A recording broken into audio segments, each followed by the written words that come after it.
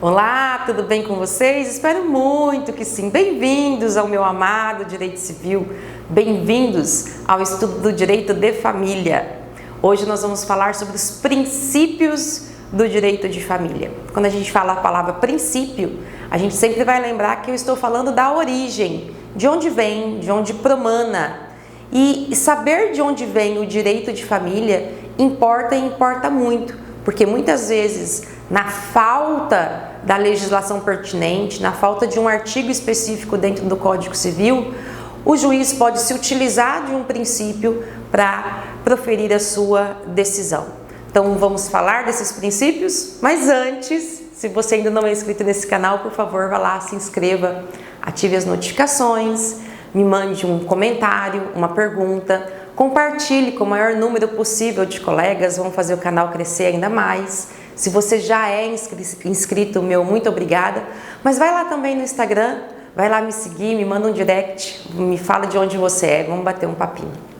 Então vamos lá, vamos começar pelo princípio, qual? Da pluralidade das entidades familiares. Lembra? Nosso primeiro eixo, que a gente falou na última aula, aquele primeiro eixo inovador, primeiro eixo básico, que veio trazer e reconhecer como a família como uma entidade plural. Acabou-se, né? Não se fala mais como em um modelo de família único, né? Em uma espécie única de família. Tanto é que até então nós não conceituamos família, nós não viemos em nenhum momento eu em nenhum momento falei com vocês sobre uma conceituação. Tem alguns doutrinadores que se arriscam a conceituar família. Eu prefiro não me arriscar. Eu prefiro dizer que se trata, né, de um grupo de pessoas que se relaciona com base naquela relação socioafetiva, naquela relação de afeto. Mas eu não quero fechar esse conceito, porque nós sabemos que há uma evolução bastante rápida e relevante acerca desses agrupamentos. E cabe à jurisprudência reconhecer cada vez mais esses agrupamentos, né? Esses grupos de pessoas. E o princípio da pluralidade decorre justamente lá do artigo 226 da Constituição Federal, quando ele reconhece, né, que a família ela é a base da sociedade e que a família ela decorre dessas pessoas que se relacionam com um propósito e tendo como a fundamentação ou o fundamento, né, dessa relação o afeto. Seja uma família formada por pessoas do mesmo sexo, seja uma família formada por pessoas de sexos diferentes, seja uma família formada por irmãos, por avó e netos, né? Seja uma família com 50 pessoas, seja uma família formada por 2 pessoas. O que existe hoje é o reconhecimento da pluralidade familiar.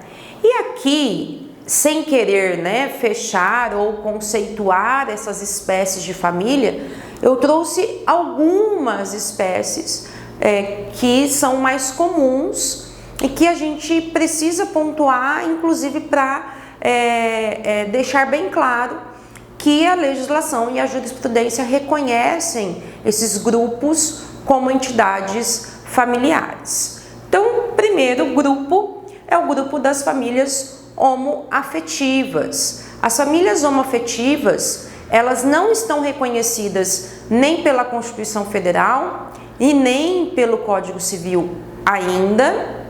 Nós estamos, se você está assistindo essa aula, agora nós estamos no ano de 2024, no mês de abril. Nesta semana que eu estou gravando essa aula, foi entregue o anteprojeto do novo Código Civil, em que há a proposta de modificação dos dispositivos do Código Civil que fala, né, que o casamento ele é a união entre homem e mulher. E a gente sabe que uma das fontes de constituição da família é o casamento. Então, há uma proposta de que o Código Civil mude, porém, já está pacificado já o entendimento há alguns anos, né, vários anos já, através aí, né, da ADIM 4277, lá do STF, que podem as pessoas, né, pessoas do mesmo sexo se unirem e constituírem as suas famílias. Então não há nenhum óbice, né, da constituição dessas famílias homoafetivas. Elas possuem os mesmos direitos de famílias de sexos diferentes, elas possuem, né, se adequam aos mesmos direitos alimentares, adoção, direito de visita, regime de bens, tudo aquilo que se aplica ao casamento e às famílias do Código Civil, que não consta no seu texto, né, a união entre pessoas do mesmo sexo, se aplica a essas famílias homoafetivas. Então não existe qualquer dúvida a respeito dessas famílias homoafetivas e qualquer diferença na proteção legal a essas famílias homoafetivas. Além disso, nós temos as famílias monoparentais. As famílias monoparentais, elas se tornaram muito comuns a partir de 1977. Por quê? A partir de 1977, com a Lei 6.515, possibilitou-se o divórcio. E o divórcio passou, né, a ser mais comum ao longo do tempo e os pais passaram a exercer a família de forma unilateral, né? Então o pai ou a mãe exercendo a guarda de forma unilateral. E aí essas famílias, né, esse esposo e essa esposa não eram mais famílias, porque rompeu aquele vínculo conjugal que a gente viu na aula passada. Aquele vínculo conjugal se rompeu, mas o vínculo de parentesco entre o filho e o pai, ou o filho e a mãe, permanece. Então, a mãe e o filho permanecem uma família. O pai e o filho permanecem uma família, mas o pai e a mãe e o filho não são mais uma família. Então, quando eu tenho a mãe e o filho, ou o pai e o filho, ou o pai e os filhos, a mãe e os filhos, nós estamos diante da chamada família monoparental, que está lá disciplinada pelo artigo 226, parágrafo 4º. Família monoparental, então, constituída aí pela presença de só um pai ou só uma mãe e a sua prole. Que outra espécie de família que nós temos? A família anaparental. O que é a família anaparental? É aquela família em que eu não tenho nem o pai e nem a mãe. É aquela família formada pelos irmãos. Então eu não tenho a presença do pai, eu não tenho a presença da mãe, mas eu tenho a presença dos irmãos. Os irmãos que juntos formam a sua família. A gente sabe que pai e mãe, eles acabam sendo o eixo, né?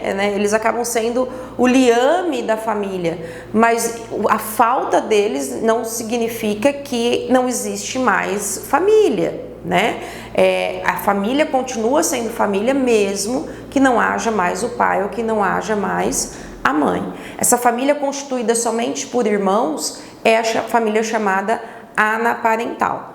Eu já vi um caso, por exemplo, de dois irmãos que cresceram numa instituição em que os pais, né, por causa da perda do poder familiar dos pais, eles foram institucionalizados, e quando o mais velho, adquiriu a maioridade, ele entrou então com um processo para tutela do irmão mais novo, e ele conseguiu. E aí ele passou a exercer tutela sobre o irmão mais novo e o irmão mais novo foi morar com o irmão mais velho. O que é essa família? Família anaparental. E as famílias reconstituídas ou recompostas? São muito comuns também, né, em decorrência do divórcio, mas também em decorrência do estado de viuvez, muitas vezes, né?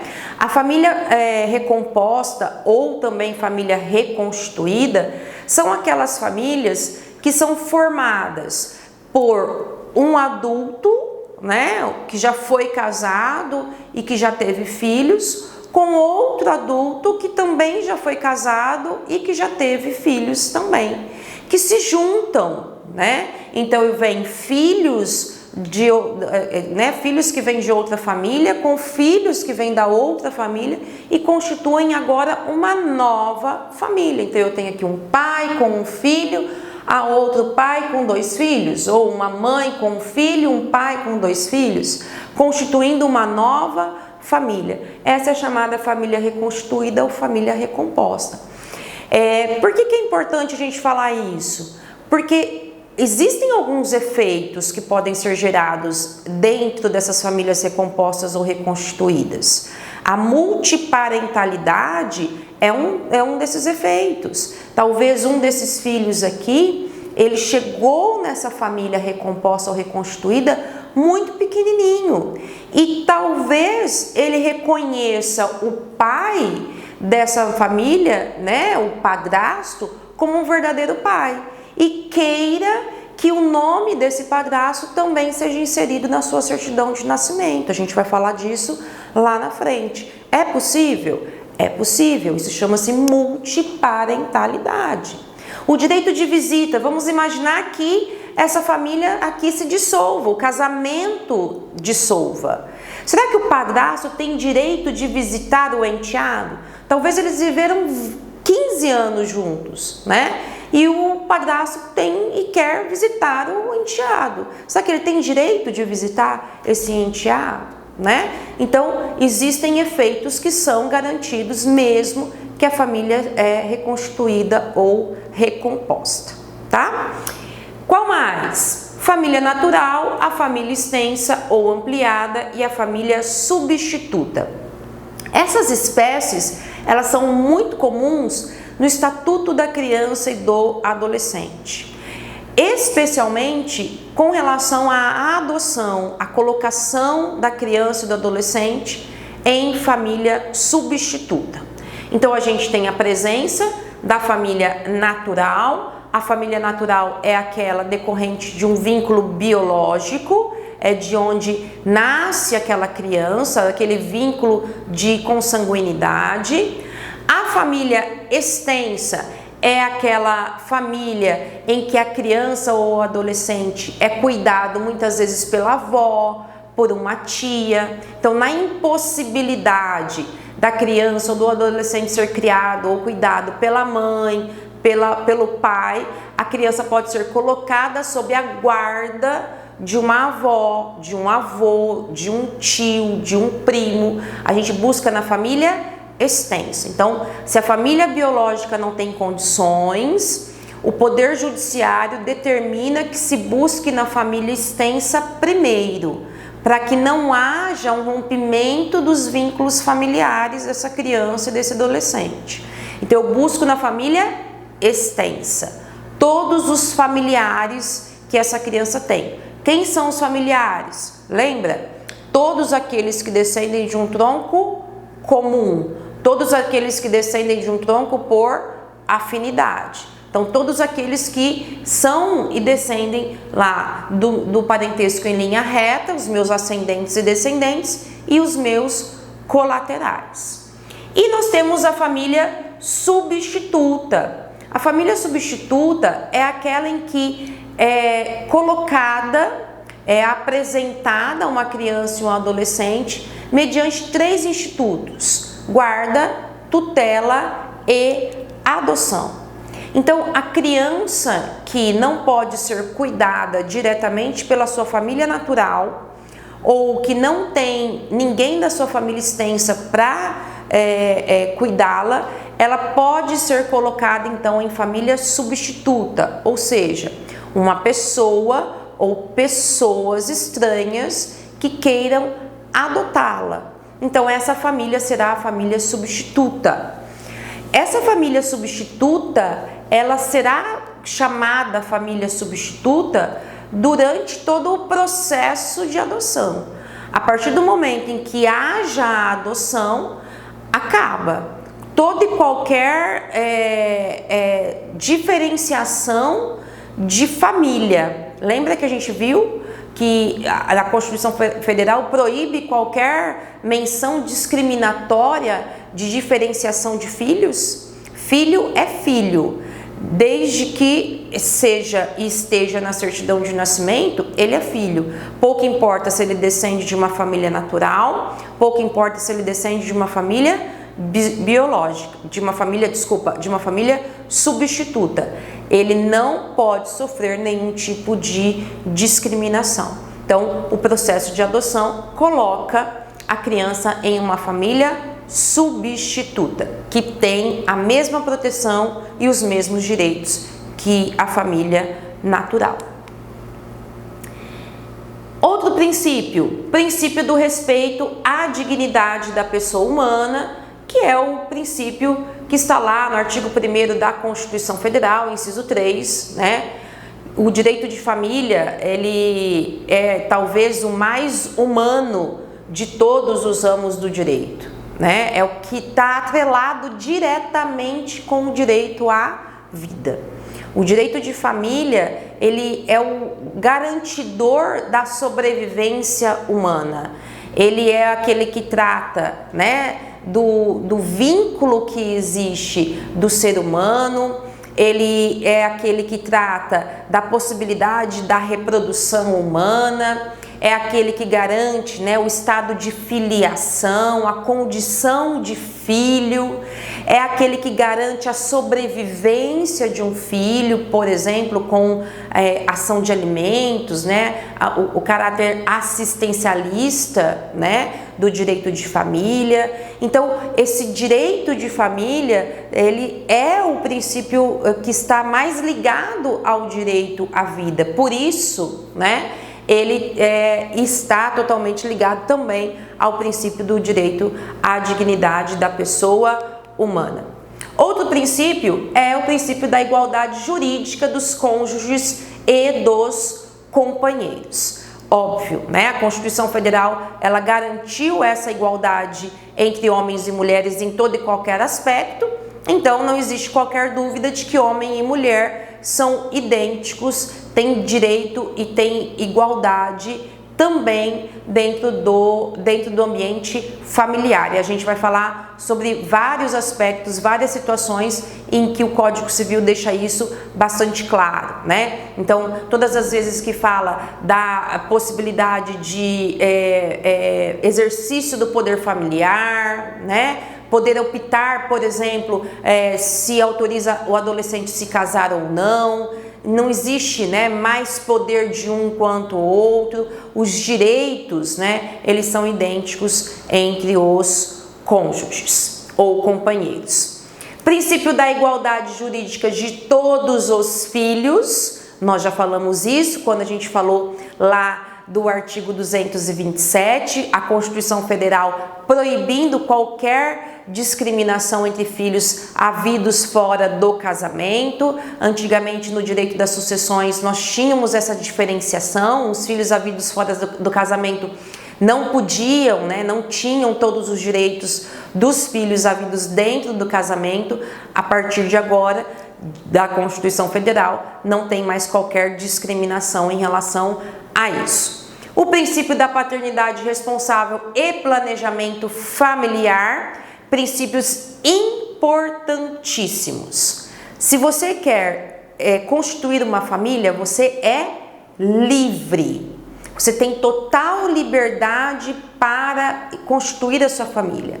O Estado não irá intervir no seu direito, na sua liberdade de constituir a sua família da forma como você quer. Então, quando você vê uma mulher tendo 5, 6, 7, 8, 10 filhos, você às vezes pensa assim, poxa, podia, né, o Estado fazer uma laqueadura na mulher, porque ela abandona os filhos, né? Podemos fazer isso no Brasil? Não podemos. Por quê? Porque o planejamento familiar, ele é livre. Quem determina esse planejamento familiar é a própria pessoa, é a própria família. Não há, como existem em outros países, o controle dessa família pelo Estado. Agora, existe um outro princípio, que é o da paternidade responsável. Nós vamos ver que o Código Civil estabelece vários deveres aos pais, tanto é que no descumprimento desses deveres eu posso perder o meu poder familiar. Isso também está previsto no Estatuto da Criança e do Adolescente. Se eu não exercer a minha paternidade de forma responsável, eu perco o poder familiar sobre aquela criança e aquela criança poderá ser colocada em família substituta. Princípio da comunhão plena de vida baseada na afeição entre os cônjuges e conviventes. Está lá no artigo 1511. Então aqui está falando, né, do aspecto mais espiritual, do aspecto mais sentimental, né, da família. É a comunhão plena de vida. É quando eu escolho pessoas, eu escolho um companheiro, eu escolho um cônjuge e desejo compartilhar com ele todos os aspectos da minha vida. Por isso que é uma comunhão plena.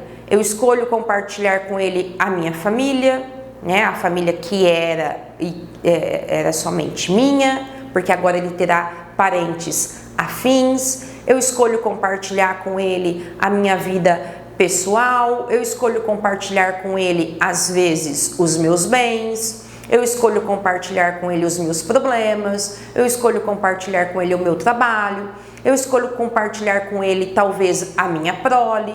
Então, é uma comunhão plena de vida. Às vezes, nem precisa de coabitação. A família, o casamento, como a gente vai falar um pouquinho mais à frente, ele não precisa de coabitação. Eu não preciso morar na mesma casa para ser casada. Mas se eu divido com aquela pessoa os aspectos da minha vida, estando com ela comprometida a ponto de constituir plenamente essa comunhão, então nós temos uma família. O meu desejo é de dividir com aquela pessoa plenamente a minha vida e todos os aspectos decorrentes dela. Princípio da liberdade de constituir uma comunhão de vida familiar, seja pelo casamento, seja pela união estável. Ninguém é obrigado a se casar. Ninguém é obrigado a constituir uma união estável. Todos nós temos a liberdade de constituirmos uma união ou não. A gente sabe que a sociedade, ela impõe muitas vezes, né, essa união, esse casamento, mas a legislação em nenhum momento me obriga, em nenhum momento exige que eu esteja, né, dentro de uma relação para que eu tenha garantidos os meus direitos. Tanto é que o direito de família só se aplica para quem exerce a função familiar. Ou seja, se eu não sou mãe, não se aplica para mim o direito de família com relação ao direito ou aos deveres de uma mãe. Princípio da facilitação da dissolução do casamento, a partir de 1977, né? A Lei 6.515, que é a lei do divórcio, facilitou a dissolução do casamento. É um princípio do direito de família. A gente vai falar bastante sobre isso um pouquinho mais lá à frente. Antigamente nós tínhamos somente a possibilidade do desquite, que não permitia a realização de um novo matrimônio. Hoje, com o divórcio, há essa possibilidade. Eu posso me divorciar quantas vezes eu quiser. E não tem mais a exigência de um lapso temporal, né? Eu, estando casada, o único requisito para que eu me divorcie é a minha vontade. Eu não preciso de mais nenhum requisito ou de mais nada para me divorciar. Mas a gente vai falar disso mais à frente. Tudo bem, pessoal? Então, encerramos os princípios do direito de família. Na próxima aula, nós começaremos a falar sobre o casamento. Espero que vocês fiquem bem, fiquem com Deus e até a nossa próxima aula. Tchau, tchau!